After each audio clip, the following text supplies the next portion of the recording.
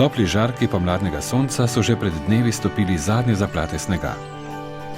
V zraku je zadišalo po pomladi in iz zemlje že poganjajo zvončki, prvi znanilci pomladnega prebujanja.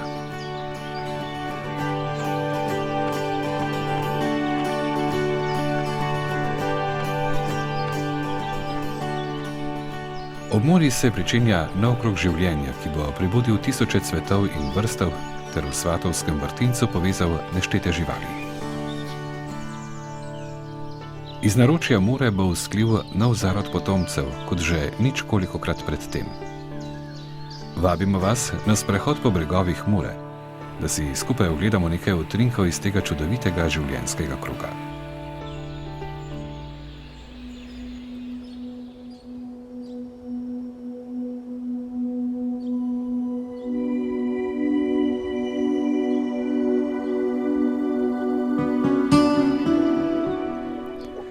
Vsi vemo, da so žabe zelene. Ali pa so lahko tudi modre? Seveda, tudi modre so lahko, ampak le izjemoma. Takšni posebneži so samčki barjanske žabe ali plavčka. Večino leta so rjavi, v času parjenja pa postanejo izzivalno modri. Takrat se zberejo v plitvih in zaraščenih mrtvicah ob Muri, ker z intenzivnim oglašanjem vabijo samice k parjenju.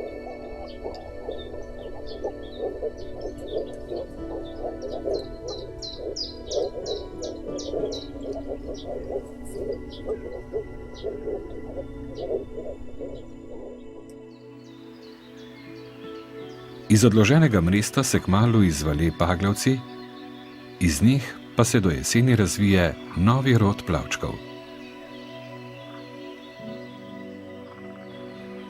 Raznolika vodna okolja ob Muri so bogato življenjski prostor tudi za druge vrste dvoživk, kot so pupki, krastače in zelene žabe.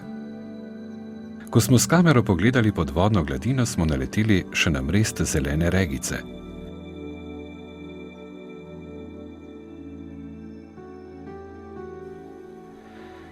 Na obali ene od gramoznic smo naleteli na velike kepe mresta sekulije. Ta se med našimi žabami prva prebudi iz zimske utrplosti in tudi prva odloži mrest.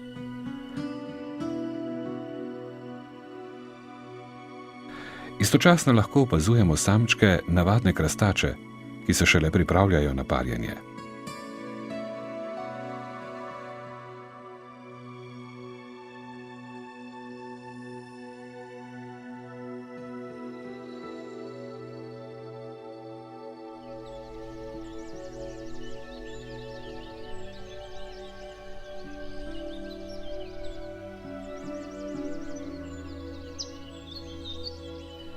Nad starimi topoli elegantno krožijo sive čaplje. Gnezdijo v skupinah, ki štejejo po več 10 parov.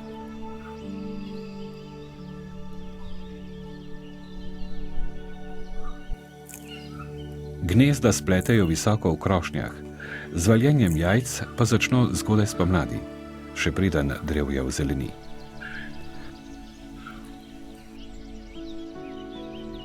V koloniji je najbolj živahno takrat, ko doraščajo mladiči, ki jim starša neutrudno prinašata hrano. Hranjenje mladičev spremlja glasno vreščanje, tako da je v koloniji vedno zelo živahno.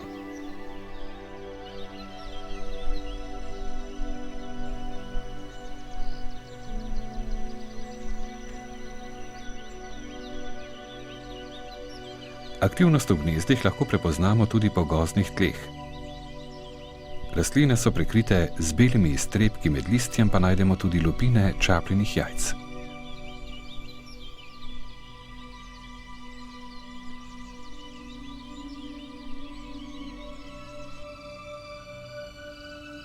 Naš naslednji obisk je namenjen narcisnim travnikom. V 19. stoletju so se razprostirali vzdolž celotne Mure, od Gornje Radgone do Razkrižja. In v prvih dneh maja so tisoči cvetov pobelili pokrajino. Zaradi intenzivne obdelave travnikov, gnojenja z gnojevko in umetnimi gnojili ter pogoste košnje so postale narcise redke in ogrožene, tako da jih danes najdemo samo še v Vržeju. Tukaj še lahko opazujemo njihove elegantne cvetove v družbi številnih drugih travniških rastlin. In tukaj lahko spoznamo, da so ekstenzivni travniki res prava zakladnica biotske pestrosti.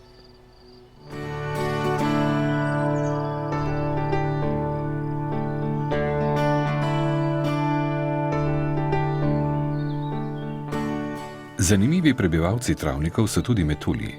Pri današnjem obisku lahko občudujemo spreletavanje črnega apolona. Prepoznamo ga po belo obarvanih krilih s črnimi pikami. Je manjši in manj pisan kot njegov bolj znani sorodnik rdeči apolon. Samičke prepoznamo po tem, da imajo na zadku cevasti nastavek. V sedečem položaju z razprtimi krili izločajo feromone, vonjave, s katerimi privabijo samčke. Če bo oploditev uspešna, bodo jajčica odložile le na primerno hranilno rastlino in tako poskrbele za nov zarod. Obisk logov pri Zgornjem Konjišču nam bo ponudil naslednje zanimivo doživetje – srečanje s petelinčkom. To je eden naših najlepših metuljev iz družine lastovičarjev. Zlahka ga prepoznamo po rumeno-črnem vzorcu z nekaj rdečimi pikami. Sedeči na travi se z razprtimi krili radi grejejo na pomladanskem soncu. Z nekaj sreče bomo opazili tudi samičko pri odlaganju jajčic na liste navadnega podražca, ki je hranilna rastlina gosenic. Žal pa so tukajšnji petelinčki vedno bolj ogroženi, saj se travniki zaradi opuščanja košnje vedno bolj zaraščajo. Vse, kar je potrebno storiti za njihovo rešitev, pa je samo redna košnja travnikov na tradicionalen način. Na travnikih postaja vedno topleje in prav prijetno bo nadaljevati pot v senci bližnjega gozda. Že na njegovem robu opazimo mehko dlakavi pljučnik, ki uspeva le v nižinah vzhodne Slovenije.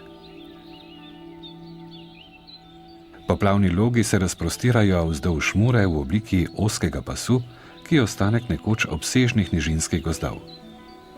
Sredi poljedelske pokrajine predstavljajo pravo oazo življenja. So tudi hrbtenica ekološke stabilnosti celotne pokrajine ob Muri. Zdaj smo v hrastovo-gabrovem logu, kjer so značilne drevesne vrste dob, beli gaber in dolgopecljati brest.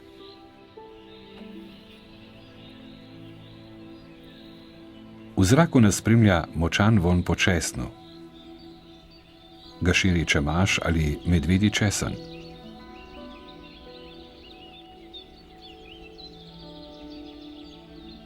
Njegova bela socvetja so paša za številne žuželke.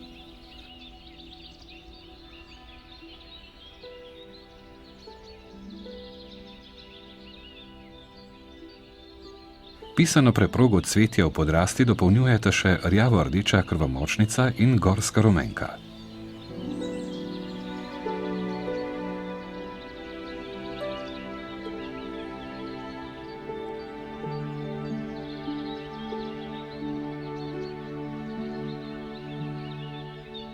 Tišino hrastovega gozda nenadoma zmoti glasno vreščanje. Ko z nekaj truda izsledimo njegov izvor, presenečeni prepoznamo srednjega dekla, sicer značilnega, a redkega in ogroženega prebivalca hrastovih logov v Muri. Kot vsi dekli, tudi on izdolbe duplo v deblu in v njemu vzgoji svoj zarod. V času hranjenja starša neutrudno prinašata hrano. To so predvsem žuželke, ki jih najdete na skori ali pod njo. Tudi rogač je prebivalec hrastovih gozdov. Sodi med naše najbolj prepoznavne hrošče, saj ga po velikih, jelenjemu rogovju podobnih izrastkih prepozna vsak šolar. Manj pa vemo o njegovem načinu življenja. Ličinke žive v hrastovih deblih, kjer se hranijo z lesom in pri tem vrtajo široke in dolge rove.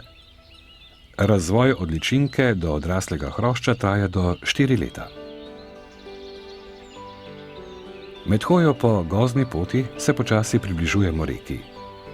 Vrstna sestava gozda se postopoma spreminja in ko prečkamo mrtvico, smo že v vrbovem logu. Značilne drevesne vrste so bela vrba ter beli in črni topol. Marsikje ima delata družbo še veliki jesen in ostrolistni javor. Mogočna drevesa z orjaškimi debli in široko razrastlimi vejami dajejo občutek skrivnostnega pragozda.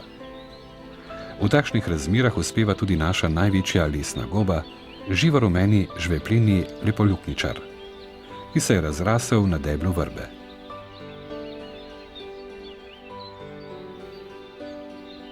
V podrasti najdemo tudi nežno oblikovane tulce pegastega kačnika, ki obdajajo stebričasto oblikovana socvetja. Oko naše kamere so pritegnili tudi lepo oblikovani in lijakasto razporejeni listi navadne peruši, praproti, ki se najlepše razrašča prav v poplavnih logih.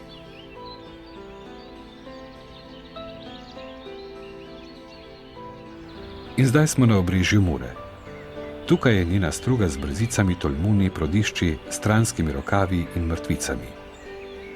V Sloveniji jo poznamo kot tipično nižinsko reko, ki si z značilnimi vijugami utira pot proti vzhodu. Odkot pa sploh priteče in kam se izgubljajo njeni valovi?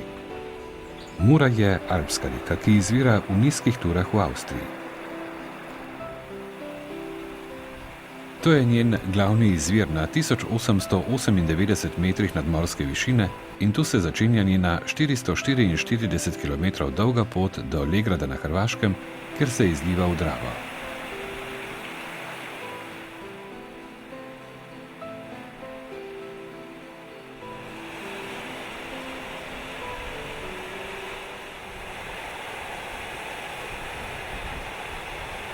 Kar ne moremo se načuditi žuborenju kristalno čiste in hladne vode, ki se po strmem slepišču požene v dolino, že takoj po izviru. Višje na pobočju je še nekaj manjših izvirov, kot drobni srebrni cur, ki se združujejo v vedno večji tok, ki se pod manjšim slapom pridruži glavni strugi.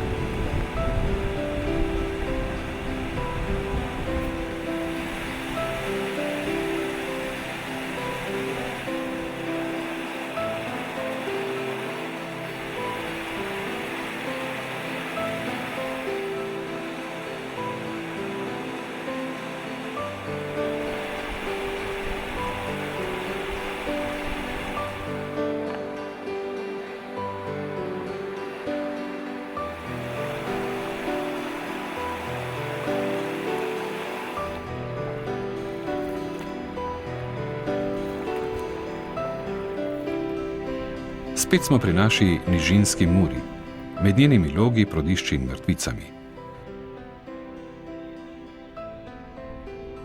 Spremljamo jo še dalje proti vzhodu, kjer njene vijuge izginjajo za obzorjem. Morda lahko šele zdaj dojamemo popolnost in skrivnostnost njenega vodnega kroga. Njene vode se bodo združile z vodami drugih rek in se izlili v morje. Tam jih bo toplota sonca dvignila v višine, kjer se bodo hlapi strnili v oblake, ki bodo svoje dežne kaplje izlili v alpske vrhove. Izpod strmih pobočij bodo vode prilezle do izvira in se kot ponovno rojena reka pognale proti pomurskim ravnicam, da bi ponovno napojile svoje loge, odžehale svoje ptice in napolnile naše studence.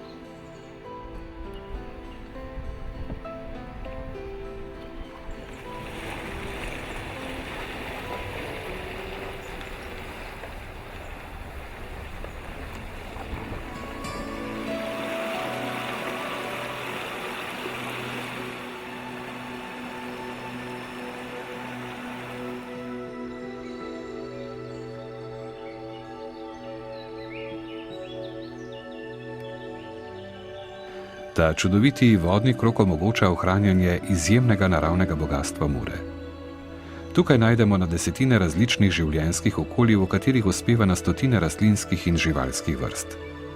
Mnoge so redke in ogrožene in imajo tukaj zadnjo možnost preživetja.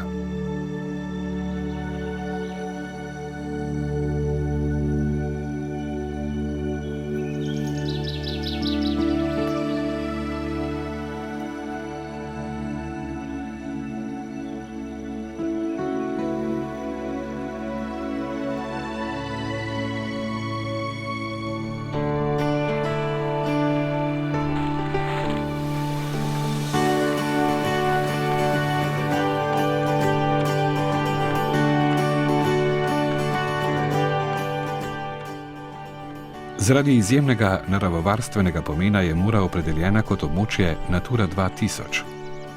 To pomeni, da je del evropskega omrežja ekološko pomembnih območij, ki so namenjena ohranjanju narave. Mura pa je tudi del svetovnega naravovarstvenega območja Drava-Mura-Donava, ki se pod okriljem UNESCO razvija na območju 5 sosednjih držav. Ob takem izjemnem naravnem potencialu ima Mura in širša pokrajina ob njej tudi izjemne možnosti sonaravnega in trajnostnega razvoja in da postane prava evropska ekoregija.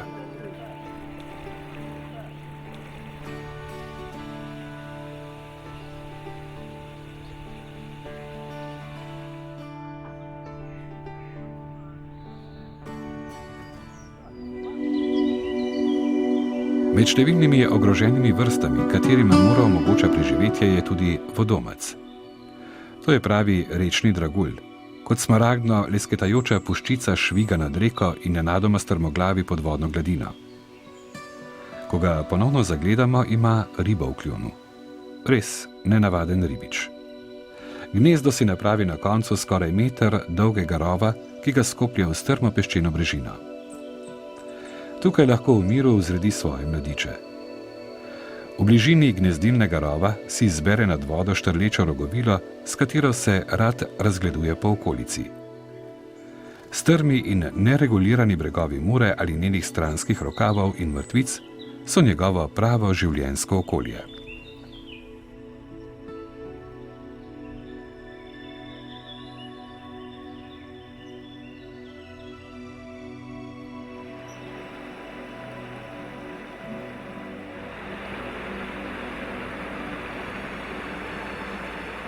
Mrtvice so rečna jezera. Nastanejo takrat, ko reka ob večjih poplavah spremeni tok. Ostanki stare struge so sprva še povezani z matico v obliki stranskih rokavov. Postopoma pa se povsem ločijo od nje in nastanejo rečna jezera.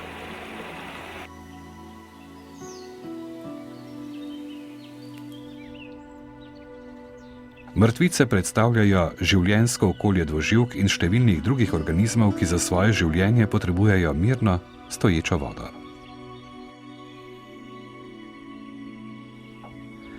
Za mrtvice v gozdu je značilno, da so zasenčene in da pride do njihove gladine malo svetlobe. Zato v njih uspeva razmeroma malo rastlin. V eni od njih, ki se skriva v murski šumi, smo na gladini odkrili zeleno preprogo. To so vodne leče in med običajnimi vrstami smo opazili tudi čisto drobne, komaj 2 mm velike lističe, ki predstavljajo najmanjšo vodno lečo in našo najmanjšo cvetnico nasploh. Za njeno iskanje bi bila dobrodošla prava steklena leča, za občudovanje njenih cvetov pa celo mikroskop.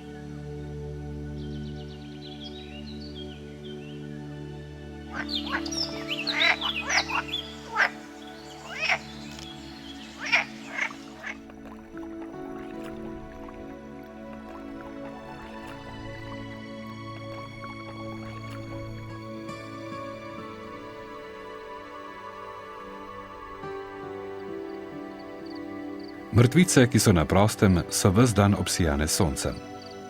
Zato se v njih razvije veliko bolj pestro rastlinstvo, kakor v gozdu. Obrežne plitvine porašča past trstičja in ločja, vodno gladino pa prekriva pisana preproga zanimivih rastlin. Najprej je tu beli lokvan, ob njem pa še rumeno cvetoči blatnik.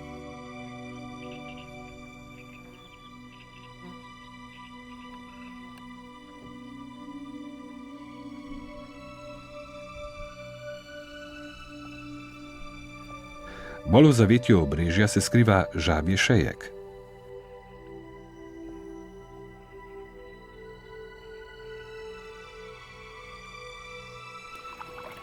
Največja posebnost pa je plavajoči plavček, ki je naša edina plavajoča vodna praprot. Njeno rastišče je vodna gladina, korenine pa razrašča prosto v vodi.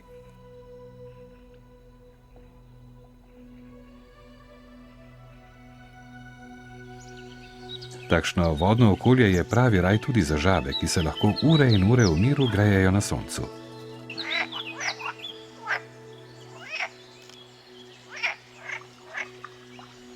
Sredi poletja je tudi pravi čas za opazovanje kačjih pastirjev. Ta, ki se je tako lepo razkazoval, je lisasti ploščec.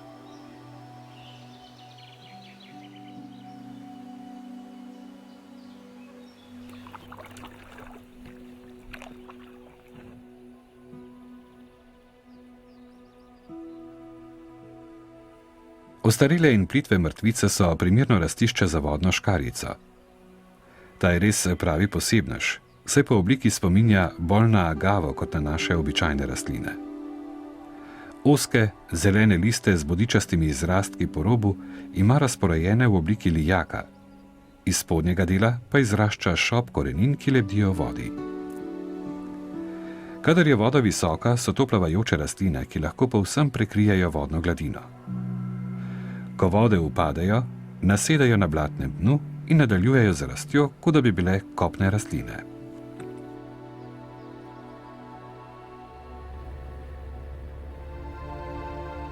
Manjše gramoznice, še posebej tiste s položnimi brežinami in plitvinami, lahko v določeni meri nadomestijo izgubljene mrtvice. V nekaj letih jih obraste bujno rastlinje, nad njih pa se naselijo številne vodne ptice.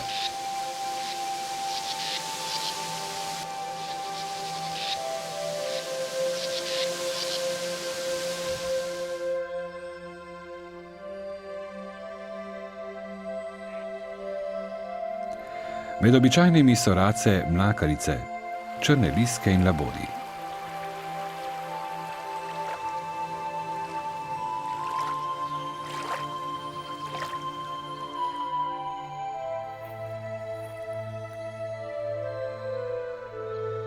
Med redkejšimi gnezdilci je čopasti ponirek, ki si zgradi plavajočo gnezdo, ki je varno pred poplavami.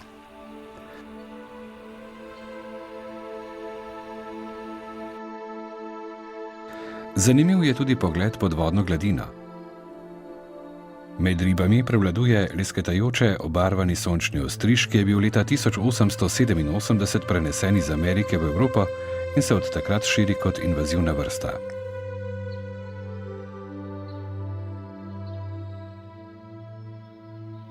Enakega izvora je tudi signalni rak, ki je bil naseljen v Evropo v 60. letih prejšnjega stoletja in se od leta 2003 pojavlja tudi v Muri in njenih pritokih.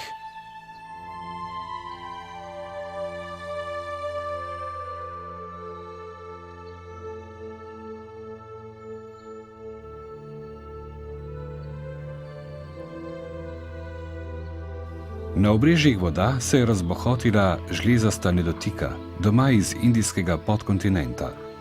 Je bujno rastoča enoletnica, ki jo prepoznamo po velikih rožnatih cvetovih.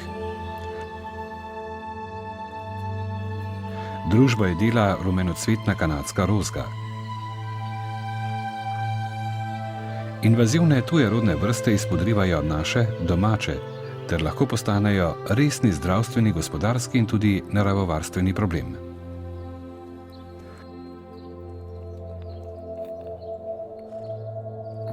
Zaradi nabiranja mulja na dnu so mrtvice vedno bolj plitve in se počasi spreminjajo v močvirja.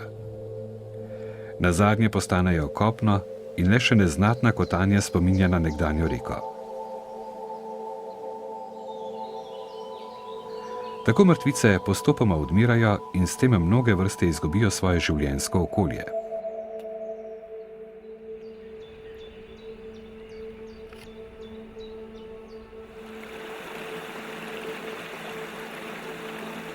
V današnjih razmerah, ko Mura zaradi utrditev brežin in nasipov ne more spreminjati struge, tudi nove mrtvice ne nastajajo več.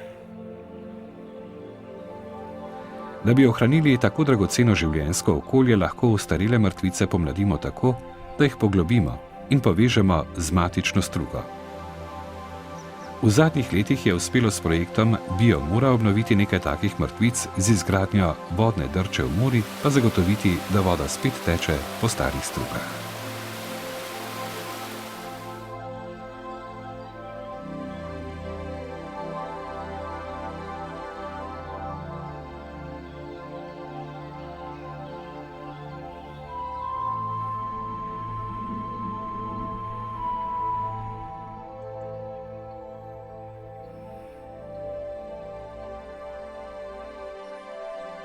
Bober, do 30 kg težak in dober meter dolg največji evropski glodavec, je bil v Sloveniji iztrebljen konec 18. stoletja. Na srečo se je začel po letu 1998 ponovno spontano naseljevati po naših rekah. Najprej se je pojavil ob Kolpi in kasneje na Dravi. Zadnje leta opažamo sledove njegove prisotnosti tudi ob Muri.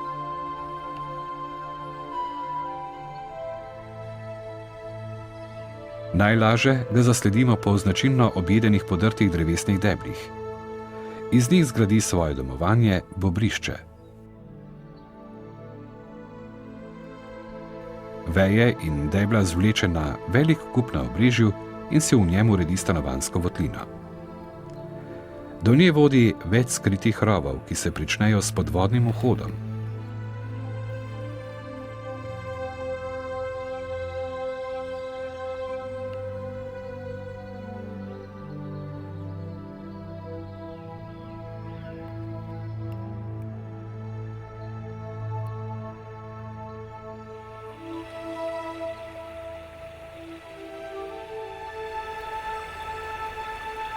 Bober je najbolj znan po gradnji jezov in zdaj lahko njegove mojstrovine občudujemo tudi v stranskih rokavih Mure.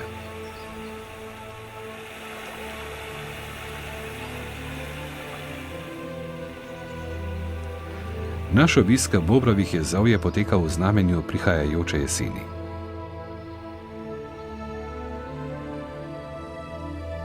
Ptice selivke so že zapustile naše kraje, drevje pa se je odelal v jesenske barve in svoje listje prepustilo igrivemu vetru. Narava se je pričela pripravljati na zimski počitek, kot da je utrujena od poletnega prekipevanja in potrebuje kratki predah, da se bo spomladi lahko pričel novi razvojni krog.